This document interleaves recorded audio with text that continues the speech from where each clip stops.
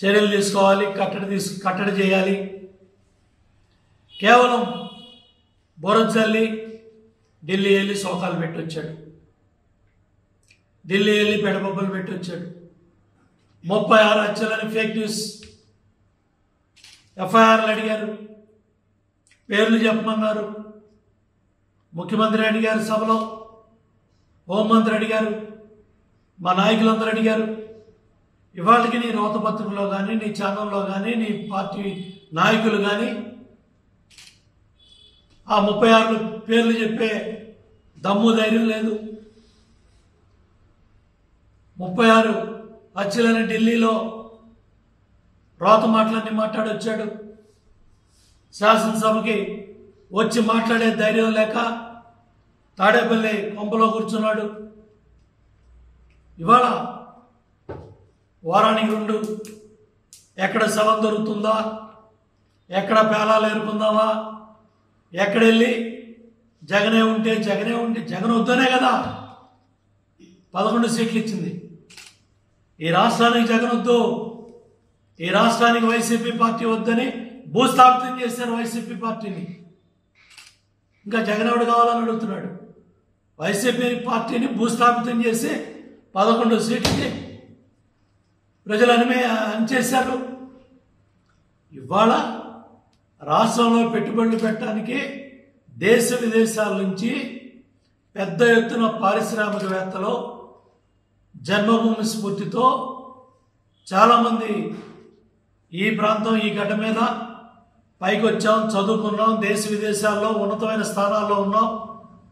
మన రాజధాని, ప్రజా రాజధాని అమరావతిని అభివృద్ధి చేసుకోవాలా, పోలవరం పూర్తవ్వాలా, లేకపోతే ఇక్కడ జరుగుతున్న అభివృద్ధి కార్యక్రమాల్లో భాగస్వాములు అవ్వాలని పెద్ద ఎత్తున జన్మభూమి స్ఫూర్తితో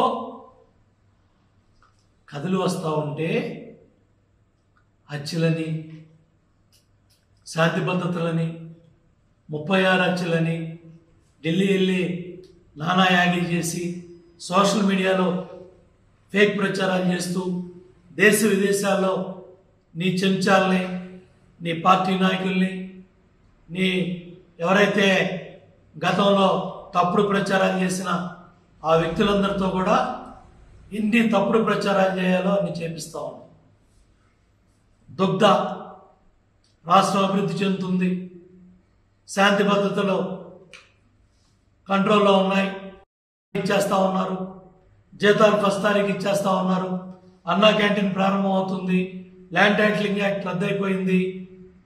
ఇవాళ సమాధి రాళ్ళలాగా ఆ సర్వే రాళ్ళ మీద నీ బొమ్మలు వేసుకున్నావంటే నీ మానసిక పరిస్థితి, నువ్వు అధికారంలో ఉన్నప్పుడు ఏ పిచ్చి పనులు చేసావో అవన్నీ బట్టబయలవుతూ ఉన్నాయి. అన్నిటికన్నా ముఖ్యం land, sand, wine, mine, cent పట్టాలో నువ్వు దోచుకున్న 1000 కోట్లు బట్టబయలవబోతూ ఉన్నాయి. వాస్తవాలు బయటికి రాబోతూ ఉన్నాయి. మదనపల్లి ఫైల్స్ పెద్దారెడ్డి గగ్గోలు పెడతా ఉన్నాడు. అట్లాగే విశాఖపట్నం స్టాండింగ్ కమిటీ ఎన్నికల ఫలితాలు నీ మానసిక పరిస్థితికి కంగారు పుట్టింది. ఏలూరులో పీఠాలు కదులుతున్నాయి, శ్రీకాకుళంలో పీఠాలు కదులుతున్నాయి. వైసీపీ పార్టీ మొత్తం ఎక్కడికక్కడ నీ పార్టీ నాయకులందరూ కూడా దుకాణం సర్దేస్తున్నారు, జెండా పీకేస్తున్నారు. దీన్ని తట్టుకోలేక ఏదో విధంగా పురంచల్లాలి. అటు వెనుకొండ పోవాలా, ఇటు నంద్యాల పోవాలా, బెజవాడ రావాలా, ఢిల్లీ పోవాలా, సుప్రీంకోర్టు తలుపులు తడతాడంట, హైకోర్టు తలుపులు తడతాడంట, సిబిఐ కోర్టు తలుపులు కూడా తట్టు. కాల్ లిస్ట్ చూడమంటా ఉన్నాడు. జగన్ రెడ్డి మాటలన్నీ కూడా సిబిఐ వాళ్ళకు కూడా చెప్తున్నా. బాబాయ్ హత్య కేసులో కాల్ లిస్టులో తెల్లవారుజామున అవినాష్ రెడ్డి ఫోన్ నుంచి మీ కుటుంబంలో ఎవరికి ఫోన్లు వచ్చాయి, నీ పిఎల్కి ఎవరికి ఫోన్లు వచ్చాయి, నీ ఓఎస్డిఎల్కి ఎవరికి ఫోన్లు వచ్చాయి, ఆ రోజు నీ దగ్గర ఎవరున్నారు, ఇవన్నీ కూడా కాల్ డేటా అంతా కూడా సిబిఐ కోర్టుకి ఇవ్వు, హైకోర్టుకి ఇవ్వు.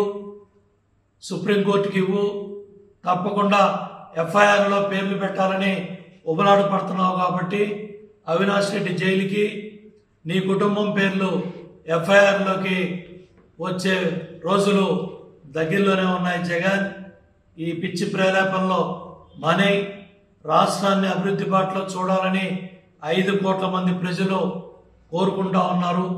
నీ మూర్ఖత్వం వల్ల, నీ అహంకారం వల్ల పోలవరం డ్యామ్ గోదావరిలో కలిసిపోయింది. దగ్గర నీ మూర్ఖత్వపు నిర్ణయాల వల్ల డయాఫ్రమ్ వాళ్ళు దెబ్బతిని ఇవాళ హెడ్ వర్క్స్ 4,500 కోట్లు భారం పడిందంటే పోలవరం ప్రాజెక్టు మీద మూర్ఖపు నిర్ణయాల వల్ల, అహంకారపు నిర్ణయాల వల్ల, రివర్స్ టెండరింగ్ డ్రామా వల్ల పోలవరం డ్యామ్ మీద ఇవాళ 4,500 కోట్లు పైగా భారం పడింది. ప్రాజెక్టులన్నీ కూడా మొత్తం మూలపడేసావు.